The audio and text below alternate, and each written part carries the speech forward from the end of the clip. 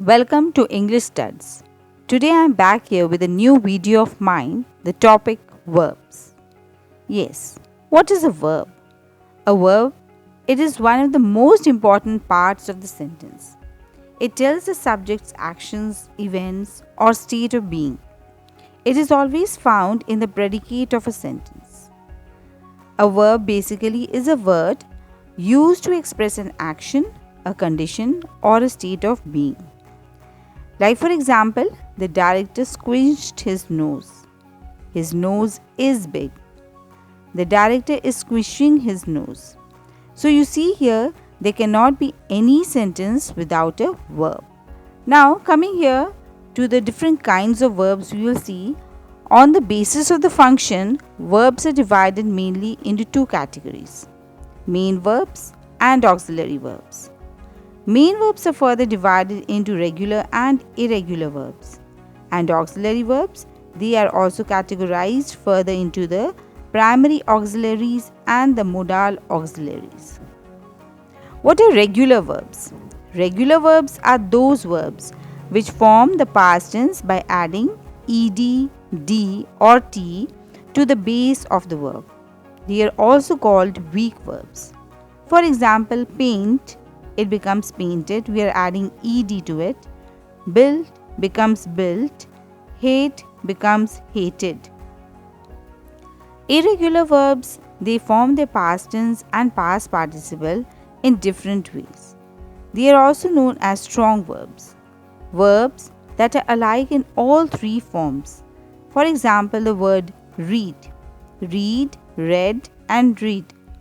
Cut, and cut. Verbs that are alike in two forms. Any two forms, like for example, beat, and beaten. Buy, bought, and bought. Catch, caught. Verbs that form the past tense or past participle by changing the vowel of the base form. For example, you see here blow, it becomes blew and blown. Drink, drank, drunk. Next, we have verbs which are having all the three forms different. For example, be, was, and been. Go, went, gone. Coming to the auxiliaries, we find here the primary auxiliaries. These are mainly used to change the tense or voice of the main verb. They are also used to make interrogatives and negative sentences. These auxiliaries can function both as helping as well as main verbs. There are three primary auxiliaries. We have the be, do, and have. Examples: we are working on the project. Here, are is working as a helping verb. Next example: we are always with you. Here, the word are is acting as a main verb. Coming to the modal auxiliaries, these are used with the main verb to express the tone or the mood of the speaker. Some of the modal auxiliaries are like words can, could, may, might, shall, should, will, would, etc. Examples: may I come in, sir? Asking for a permission. I will tell you the truth. A confirmation, a promise. Depending on the object it takes, verbs are further classified into two kinds. We have transitive verbs and intransitive verbs. Now, what are transitive verbs? Transitive verb is a verb that denotes an action which passes over from the doer or the subject to an object. Examples: Sneha painted a portrait. Now look at this example carefully. In this sentence, Sneha is the subject, painted is a verb, and portrait is an object. Such verbs which need an object are called transitive verbs. Intransitive verbs, these are sentences or verbs which do not require any object to complete the sentence. Example: John studied here. In this sentence, we see John is a subject, studied is a verb, but here it is an adverb. In this sentence, there is no object of the verb. Such verbs which do not need an object to complete a sentence are called intransitive verbs. On the basis of usage in a sentence, verbs may be classified as finite and non-finite verbs. What are finite verbs? These are the main verbs of the sentence. They change with the change in tense, person and number. These verbs have a definite relationship with the noun. Examples you can see here. He attends his class regularly. Here, attends. The main verb is attend. It changes according to the person. The boys attend their class regularly. Here you see it is a change of number. We have the plural subject, the plural number. They attended the class regularly. It is a change of the tense. Non-finite verbs. These are verbs which never act as the main verbs. They are not affected by the change in any tense, number or gender. They are used as nouns and verbs and adjectives. For example, he invited his friends to like his post on Facebook. Another example, they invited their friends to like their post on Facebook. In both these examples, what do we find? We find that the infinitive to like remains the same. It isn't affected by the subject, by the number or by the noun. Non-finite verbs are classified into three types. We have the gerunds, infinitives and the participle. What is a gerund? It is the ing form of the verb in which the verb is used as or it functions as a noun. It is known as a gerund. It is also called the verbal noun. For example, swimming is a good exercise. Here the word swimming, which is of course a verb, is acting as a subject, a noun. Singing makes our vocal cords clean. Here also singing is a gerund. Next we have the participles. There are two kinds of participles, the present participle and the past participle. Present participles are formed by adding ing to the base verb. Examples we have, a rolling stone gathers no moss. He gave me a talking parrot. Past participles are formed by adding d, ed, en, t or n to the base verb. He sat in a broken chair. The boy looked lost. Infinitives.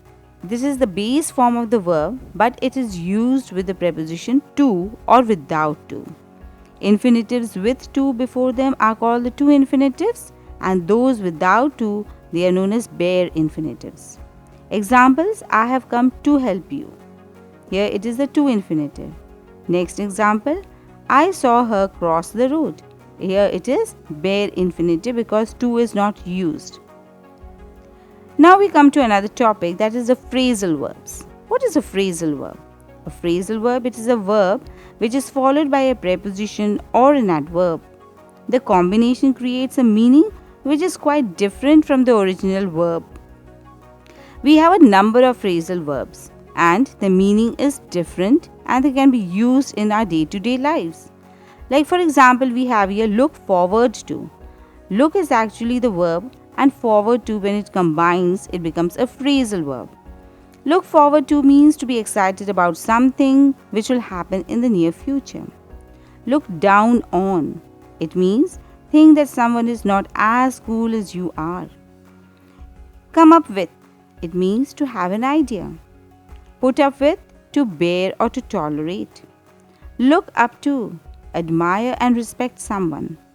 Keep up with. That means do something fast. Run out of. That means it is a shortage of something. Make up with. That means start being friends again after a fight. Come down with. Become sick. And there are many more such phrasal verbs which you can study and you can find out. Last of all, before we conclude, we should come here to see that what are linking verbs. There are some verbs which just add as linkages. For example, we have appear, become, feel, grow, look, remain. All these are just linkers. Then we have the forms of be verb. That is be verb, you will see it is am, is or are in the present tense, was and were in the past, and then we have the be, being and been form. There are many helping verbs like for example, have, has, had, do, does, did, can, could, will, would, shall, should, may, might, must. Linking verbs basically they are verbs which link the subject to a word in the sentence, or we can say a subject to a predicate. Linking verbs express a condition or a state of being. For example, we have the cow is blue. There are 9 common linking verbs we have: am, is, be, are, being, become, seem, was, were. And to remember these linking verbs, use this saying, all boys in school work. All boys in school work. Here A stands for am and are, B stands for be, being, become, I stands for is, S for seem, and W for was and were. Now, before we end the topic, we also come to know what are complements. A complement, it is one or more words used to complete the meaning of the verb in a sentence. It is considered to be a part of the predicate. There are 2 types of complements, the subject and the object complement. Subject complement, what it is? A noun, a pronoun or an adjective that provides information about the subject when a linking verb is used. And object complement, it follows and modifies or refers to a direct object. It can be used as a noun, adjective or any other word acting as a noun or adjective. Like for example, we have here, I found the guards sleeping. Here in this sentence, found is the verb, guard is the object, and sleeping is the object complement since it is defining the noun which is guard. Okay, I think you must have understood this topic quite clearly, though it is a vast one, but it is a basic form of a sentence. So, please go through all the slides and I'm sure you'll be able to get your concept cleared. Thank you.